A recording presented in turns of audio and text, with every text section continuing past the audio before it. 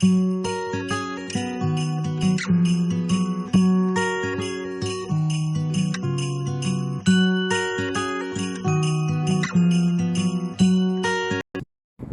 приехала на дачу играть с ребенком в пикник, изолироваться. Ну, собственно, вот тут у нас простора.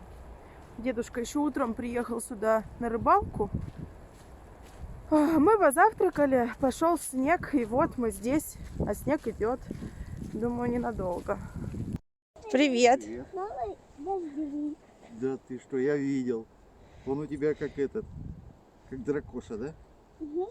Как тебе тут в снегу? Да снег тоже растаял. Ну что-то его нанесло, все бело было. Понятно. Наш дачный магазинчик пока не работает. Наша станция 265 километр. Летом, когда магазин работает, мы каждый день идем, покупаем мороженое, идем провожать всех на 7-часовую электричку.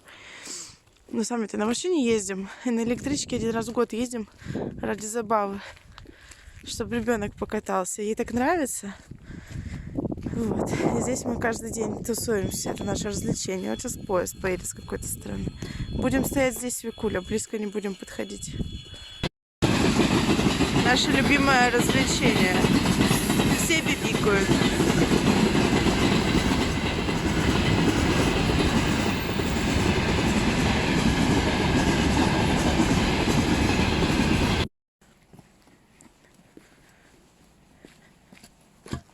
Пока звонок не звонит, говорит, пойдем перейдем. Все правила осторожно мы соблюдаем. Правильно, Викуля? Все правила соблюдаем по эксплуатации железной дороги. Да нет, не скоро, Викуль, видишь, не звонит звоночек. А вот по этой дорожке туда лагерь детский, Горьковский, по-моему, или... По-моему, Горьковский. Туда, в лес. Да, мы туда ходим периодически, просто гуляем.